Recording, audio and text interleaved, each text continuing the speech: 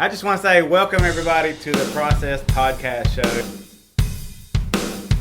And today I got a super amazing guest, Simone Lockhart, and we have been getting ready for this kit, for her to come down for quite a while, and I'm super excited. And she brings the vibe. And Simone, I just want to say, you're amazing, and welcome.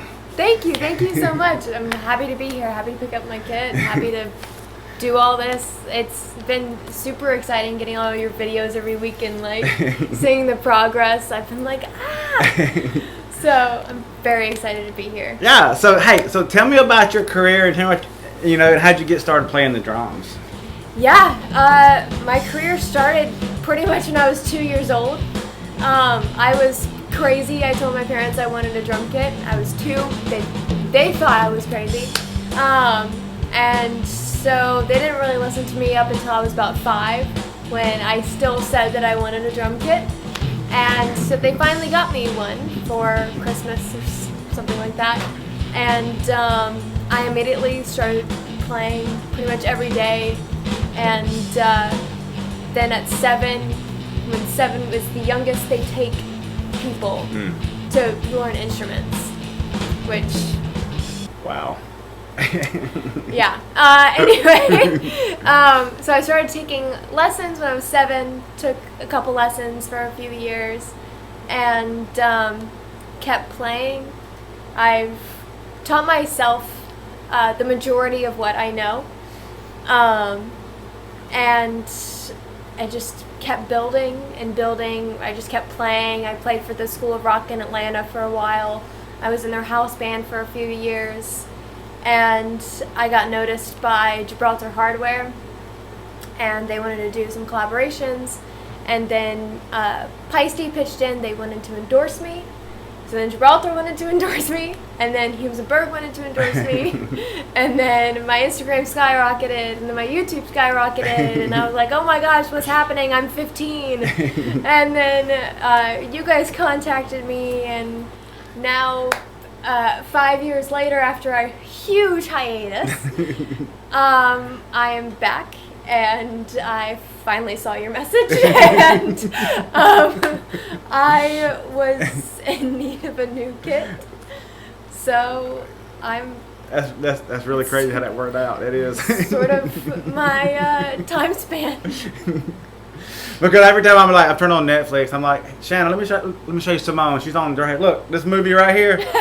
I mean, come on, you're on Netflix. I mean, yeah, that is an amazing thing. Yes, my acting career is a totally different story. Because a lot of times you don't see people drumming and acting too, so it's kind of like it's either one or the other. But I think you're kind of embracing both of them. That's really cool. Everybody my entire life has always asked, well, is it drumming or is it acting? Yeah. I'm like, no, it's both.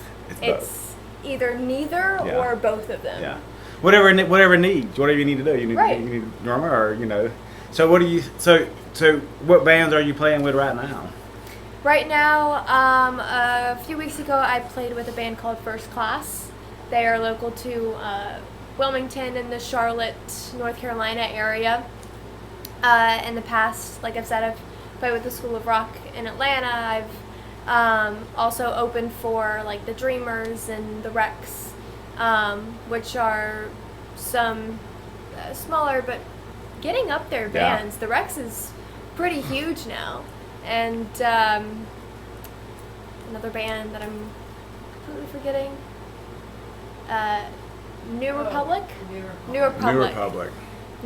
as well. Okay. Opening for them. And so, yeah, just a couple things here and there, every once in a while when I can. And for acting, took over for a couple of years in between. Me posting on my YouTube. If you look on my YouTube, there is a very large gap in which that duration I did most of my acting stuff. In which case that would be Sweet Magnolias. Mm-hmm. I filmed 3 seasons of that. I also filmed in Spokane, Washington for a while for a movie that I am a lead in, which should be coming out soon. So Yeah. Yeah. What's that one with the rock? Jungle Cruise. Yeah. Yes. That- I filmed that one actually conveniently before all my endorsements, before drumming sort of blew up for me. I filmed that one in 2018, although it came out in 2021, I believe. I think it was supposed to come out in 2020. COVID happened. They couldn't release it in theaters. They made it streaming the next year. So there were a lot of delays in that. Very cool. So, what drummer do you think was been the most influence? Like having somebody that you kind of, because you got everybody kind of feel like you got somebody that you're like, and then it changes, and you go to somebody else, and then Sure. I would have to say my most influential in my style of playing would be John Bonham. And also up there would be probably Dave Grohl as well. They both shaped the way I play, how I play, what I play. And like for instance, John Bonham plays sort of mixed-handed, so they're both not straight up, but they're both not completely flat like this. He's sort of got a mix. You got a little mix. Yeah. So for his snare hand, it's a little bit more completely flat with his back facing straight up. And then with his right hand, his hi-hat hand, he has his thumb facing the ceiling. So it's sort of like this. That's Rather crazy. than like this, or like this, or like this. That's, So it's sort of mixed a little bit. I think I kind of play like that. I don't even realize. I just kind of grab them, and you don't really pay attention to how you're holding it. Yeah. Because you see a lot of guys, they're playing like, what they call The it, traditional way. yeah, and that yeah, just yeah. doesn't feel normal at all to me No, whatsoever. it's very It feels like it's going to put like an extra blister on the back side of my finger that's like, I don't know. I know. Like I just feel like I should be holding it, not on the back side of it. Yeah. The only way I can play traditional grip is when I'm playing jazz. And I feel like it gives me that light and airiness that the jazz has with the snare, and because you don't want to go super fast, but you don't want to be too hard hitting, which I feel like normal grip does. Yeah. It automatically makes you more hard hitting. So I'll do a more traditional grip just to have a softer, more lighter, more like fluffy sort of mystic vibe. Yeah. Not playing so hard, more just, just the nuances of the sound. Exactly. You want them all to be ghost notes, basically. Yeah. Everything you play is a ghost note. Yeah. And then the ghost notes are just like non-existent. Right? They're just air. Yeah. I feel that too. Just kind of a, yeah. That's really cool. Do you have any kind of practice habits? Like Yes. drumming practice habits? Yes. My favorite way to practice is, I call it the 30-60-120 rule. I set my my metronome to 60 beats per minute, which is like natural time because everything's 60 seconds, 60 minutes, and whatever.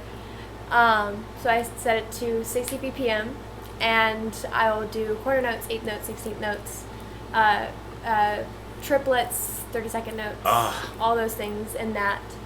And then I'll go down to 30 BPM, which is so slow. But it helps you to lock in to the metronome and stay on time. If you can't stay on time in 30 BPM, then you can't stay on time really in any BPM.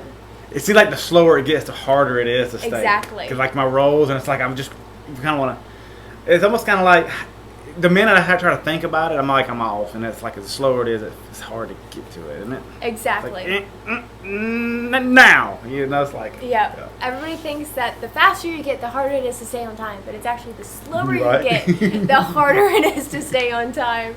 So I'll do usually at 30 BPM, I'll just do quarter notes and eighth notes because I'm trying to lock in with the time and feeling the natural time that is, and feeling the metronome.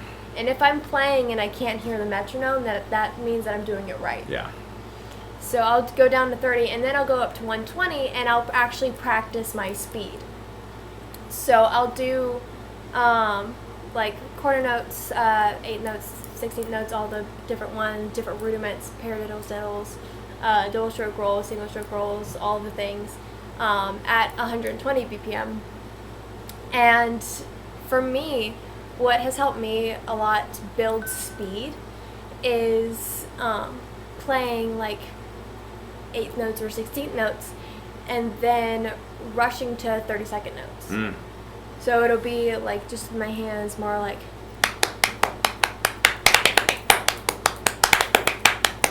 yeah.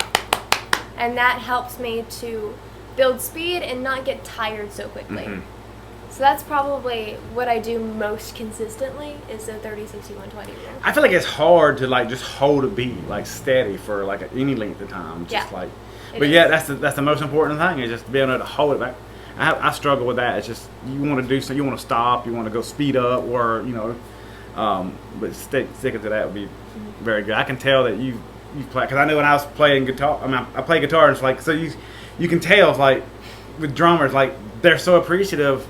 Guitar players or drummers that can just keep everything intact and lined up, and just having space always kind of, exactly where to come in at when it's supposed to, and not lagging, because I feel like the hardest thing is like drummers, they kind of want to speed up. So I'm not really rushing the song, and I guess just coming from the drums and going to the guitar, you can kind of start seeing and appreciate the practice and the time that it does put into playing the drums. I mean, people really don't realize how much practice is required of it, and a lot of times people too, they get out of playing the drums and it seems like they quit playing and sell their kit, and they feel like they're not in a band, they're not going to have a drum set, which I'm always practicing, and playing drums. And I feel like, I don't know, real drummers, they kind of and I feel like you can always tell how somebody walks. You can always tell just by watching, tapping on things, and you're always keeping beats in time with the turn signals. Everything's a beat in your head. Exactly.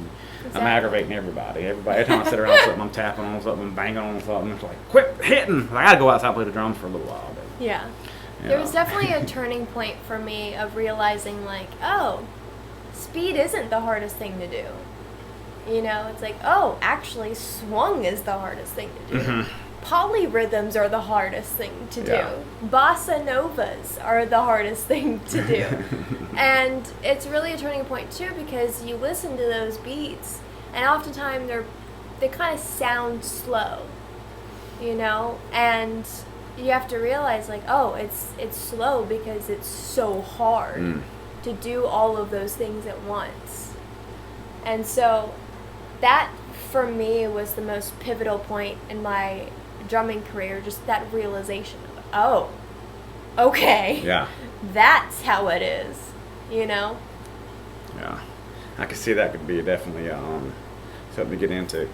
But I know we was walking around, I was kind of showing you the shop and taking you through the process of it, and then I was showing you the key house. Yes. And that was just like, I got chills in the back of my neck when you told me the story about your key. I mean, you wear a key. I do. And we got a room called the Key House. Yes. I mean, that was pretty. Can you elaborate on that a little? Yeah, of course. I'd love to hear that. And like, people who are watching this on Instagram can confirm I wear it all the time. I'll actually get comments every once in a while that is like, where's your key? Where is it? Are you not wearing it anymore? What happened to it? I'm like, no, don't worry. It's just behind my shirt. It's okay.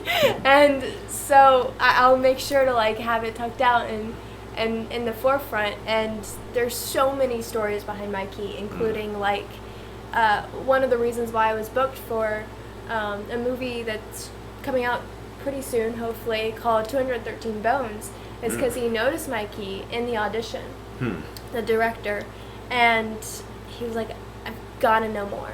And he loved the story behind it, and he loved it so much that he actually wanted me to wear it in the movie. So I'm wearing it in the movie, and it's so funny because my name is engraved in it, and that is not the name of my character, obviously. So if you look really closely, you can see my name in the key. But yeah, so the story behind it is, it's over 100 years old. It belonged to my great-grandmother, to her house, and this house housed, it's a weird sentence to say, this house had 5 generations of the women in my mom's side of the family stay in that house at some point, if that makes sense. Wow. All the housings and but so it's a very significant house in my family, and the key sort of ties me to my mom's side of the family, but also ties to my dad's side of the family, and my last name being Lockhart, because of course it's a key, so it goes to a lock. And if you look really closely, and we can insert a picture if you'd like, there's a heart in the top of the key. So lock, heart. I don't know, symbolism. So it's very cool, and it's stuck out to many people, and tons of people have asked, like, what's the story of the key? Yeah. And everybody's always so shocked to find People out. love you to death. I was going through your stuff, and it's just like, I mean, I can see why too. Just a ball of joy. It's like, Thank you. It's really cool. And I feel like too, it's just like, I don't know. Here, the past 3 or 4 years, I've been going through a weird transition too, and just learning how to be, I feel like, more present, more real, more of kind of fly by the seat of my cuff, and just kind of not really try to plan too much stuff out, and just kind of go in what is, what's in right now. And I feel like being a drummer, how that really just resonates with me, just because of the fact is, like, you know, when you think about something, especially when you're playing the drums, you're going to be off, you know, you have to be present, you know. Yeah. And being in present consciousness living, I mean, it's just like you can be able to kind of just stay right there with it, and just always kind of be and take things kind of how they come, and be thankful for everything, and just how everything's come up, and just having that that space kind of within that, you know, no matter what kind of goes on out here, it's always good inside. I think people pick that up. They pick that up, and I see that too. I was like looking, I was like, man, this is really cool, you know. Yeah, definitely. I feel like when I play drums, I go into my own world of just like nothing else exists except for the music, what is happening right now, and making sure that my fellow musicians who are playing with me right now know where I'm going. Yeah. Because I noticed that about you too. Like, you're not sloppy. Because I play with a lot of drummers, and it's weird because, like, you could play with drummers sometimes, and they're always kind of, sometimes they're just a little bit late or a little bit behind, or maybe you're trying to end a song but to be able to just shut it off like on an instant, it's pretty spectacular. Especially like on an ending of a song, it was really good. And being able to just know what to put in, know how to play it, know how to take what's happening, what can I do? Because a lot of the stuff that we was practicing here, playing here, we never played before ever. We just kind of like just started to play, and it's like immediately you could feel the wave of the song. You know, you can just like, once we get into that groove, we can go with it. Besides me messing up and playing the chords wrong. I couldn't tell. But having it all cranked up, and the German Shepherds, they just kind of like, I don't know, they're kind of like sound mufflers too, so they kind of like help with the sound. They're like having furniture. That furniture, they kind of warm it up, make it not so thuddy in here. Right, Yeah. Max, he don't care. He loves being behind the kick drum, being right there at it. Nice. Yeah. So where do you see yourself at in the next 5 years? Like, do you have like I see big things. You be like, I remember one time I came under this guy building drums, and we come out there and we did this thing. And we're like, yeah, I remember that. Yeah, I feel like just one of them things. Just like good things are coming towards you. Yeah, I hope 5 years from now I'm just doing something fun, doing something I enjoy. That, like, it just makes my world go round. Mm-hmm. You know. You know what I've been doing? I've been kind of I'm on a pass for peace right now. And I've always say this, like, if I always like not so much pay attention to what's happening, but pay attention to like how it makes me feel. So like if I'm paying attention to how it makes me feel, not the action, it's almost kind of like I can start sniffing out a way, getting everything away that's not causing, not for peace, you know. And that way I'm able to see clear. If things don't make me feel good, then I'm going to be more on lines of be yielded away from that, you know, and almost kind of living my life to where you're sniffing out peace, and if it's not giving you peace, maybe that's not, and then taking the path of least resistance, the path that's going to say, this is what I'm supposed to, because I've wrestled so long trying to make decisions and what decisions to make. You got this, you got that. I'm like, what? This, just, y'all Christians, or I what are definitely, y'all? I would say I definitely believe that there's a higher power that we don't quite understand. For sure. Yeah, that's what I believe. Me too. Yeah.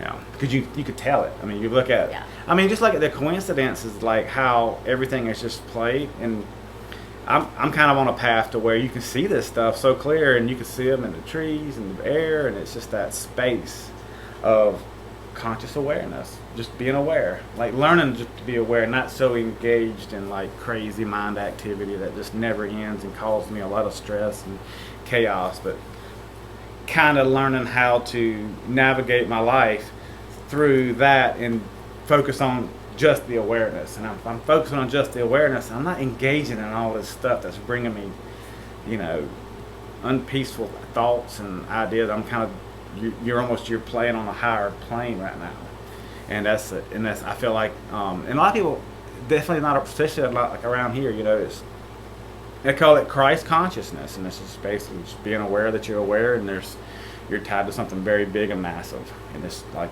it ain't about you, and so it's constantly just like, and even my business and my practice, is just going that way, and just letting, and me and my wife, we always kind of call it the path, and what's the path saying?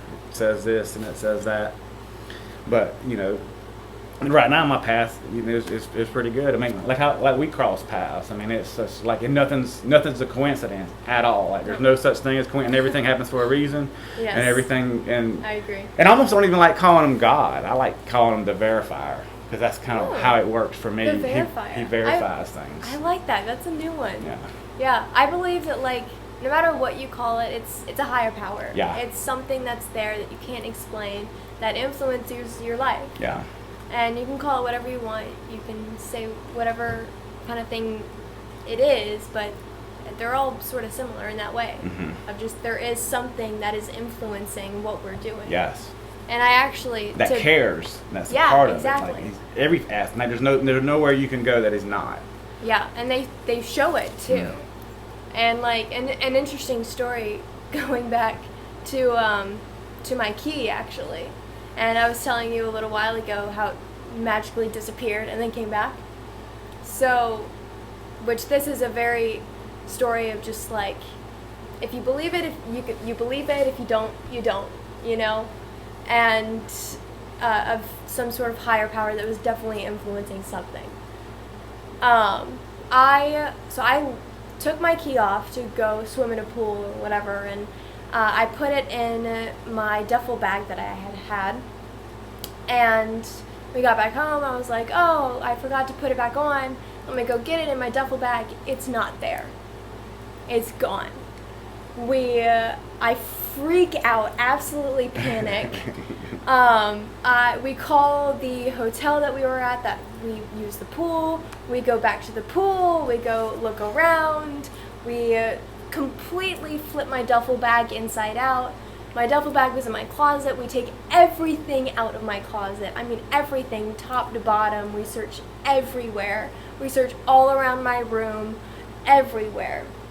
And I had an improv show the next day. And so I was like, oh my gosh, this key is my confidence. I can't do this improv show without my key.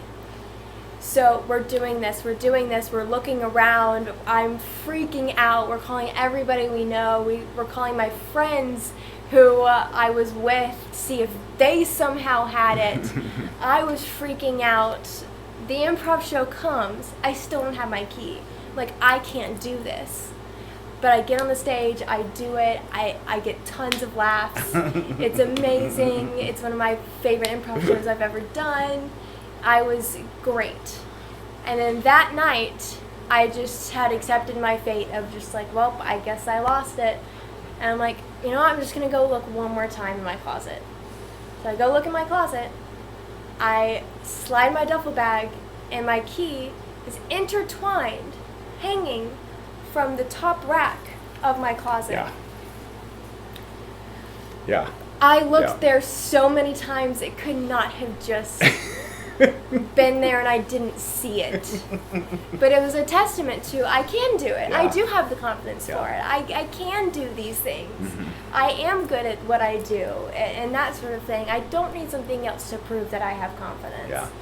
And I see it as sort of like the universe. I call it the universe. I call them the universe too.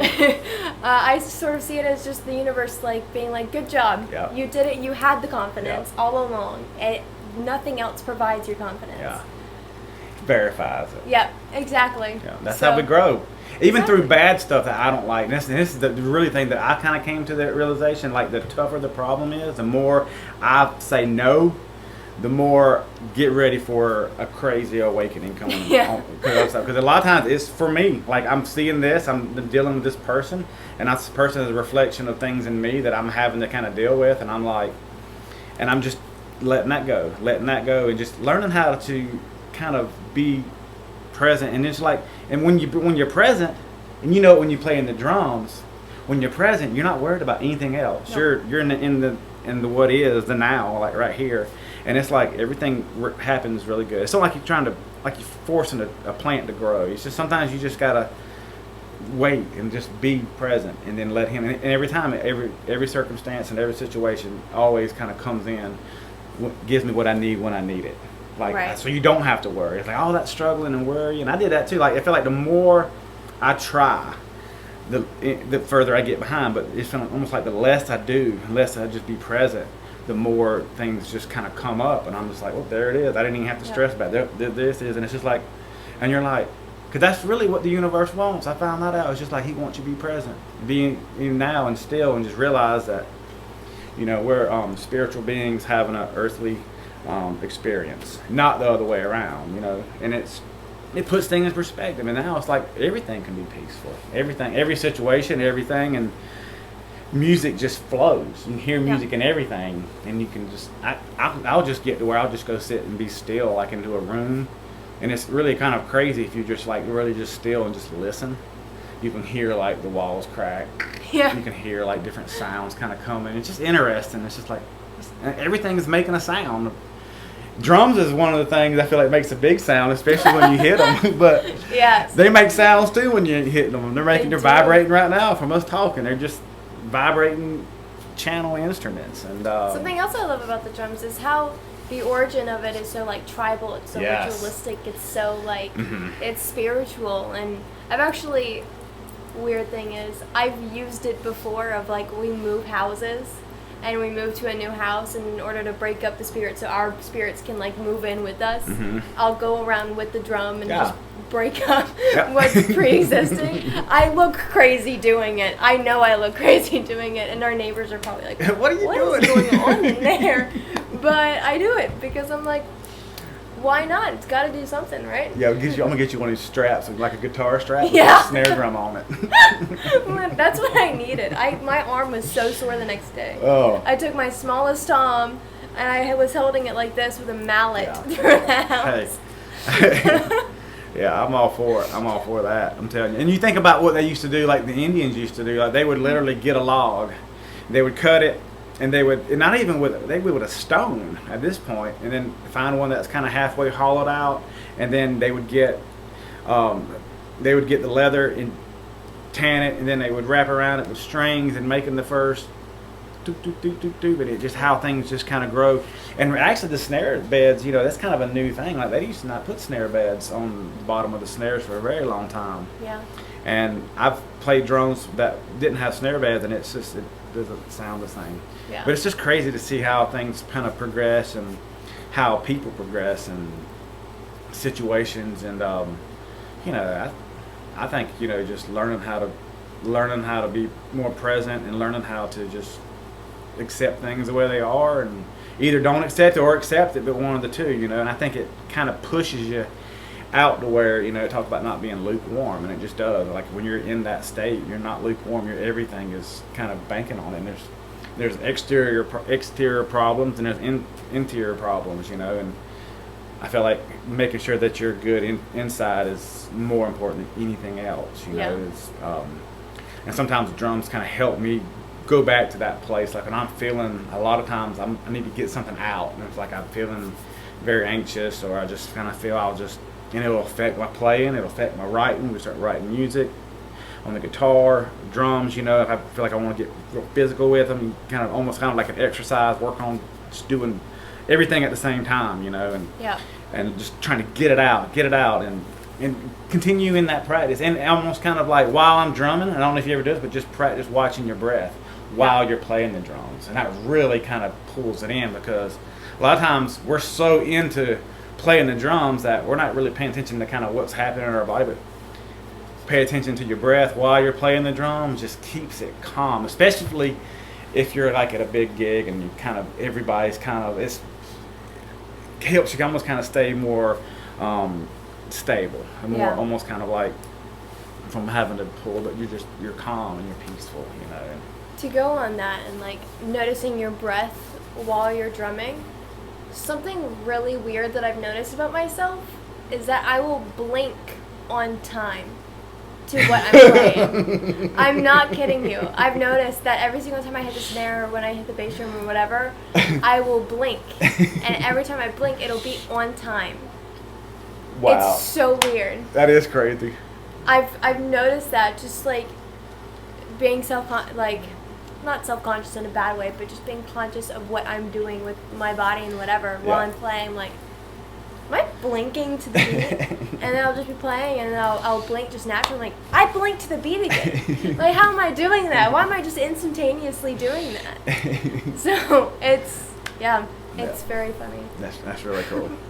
So I throw that in there. Completely ADHD sidetrack. Hey, I'm gonna tell you, I love it. And that's like whatever works. Some people got to take their shoes off. Some people wear shoes. You actually play with really thick boots. I do. How do you do that? Like some people got to take their shoes off to play. I know. I will either play completely barefoot or super suited up. Do you have like sometimes having like the weight? Is it kind of affect you like when you bury the beater or like bounce the beater? A little bit. I honestly prefer to wear some sort of shoes because it keeps, like, it gives me a little bit more grip, and it gives me a little bit more slide as well when I'm doing like doubles or diddles with my feet, because I play with my heel up.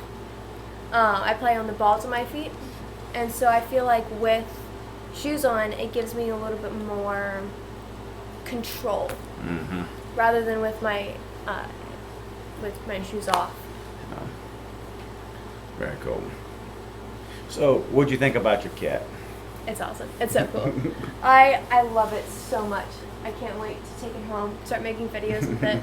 I already got some cover ideas and some video ideas. And So you're talking about maybe even doing like an outdoor kind of wet kind of idea. I think it'd be super cool to play some sort of song in the rain, like either some super hard rock song in the rain, or like Purple Rain in the rain. Oh, that would be so cool. Or something like, but then I have to like SFX it and see if I can make the rain purple. If I had about 30 minutes, I could probably learn that song, Purple Rain. I was thinking about learning it not long ago. Yeah. I haven't looked the chords up to it. My problem is I'll forget the chords. I can learn it, and then I'll not practice it, and then I'll forget the chord pattern with it, because you know how that goes. Yeah. But that'd be crazy. I would love that. I'd love to see that. I'm excited to see how everything else goes with you. I'm excited to see your path and the next steps and how everything can kind of go. Me too. That's crazy. I'm also excited to see what I do, because who knows? Yeah. I plan it day by day. Day by day. Day by day.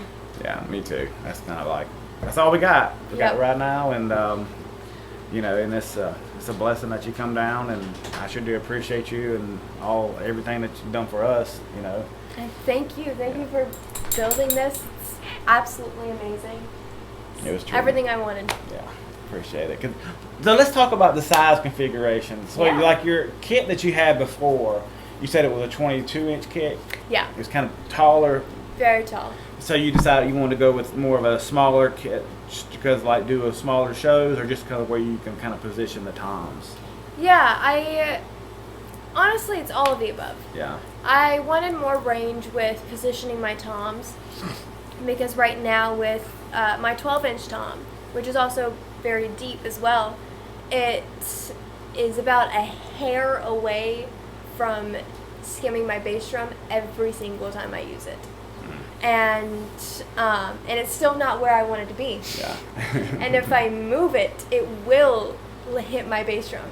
So it has to stay exactly where it is, or else it's going to hurt my bass drum. And I'm terrified to touch it. But yeah, so more range with that, but also just for functionality and moving it around and gigging out using my kit more. The kit that I have barely fits in my mom's minivan. And I have a Mini Cooper, which my favorite person ever, Brent Barnett over at Gibraltar Hardware, said that Mini Coopers and drum kits are not compatible. I can get this kit in my drum in my car. I'm going to send a picture of that to him when we're done and say, ha ha. So that is another reason.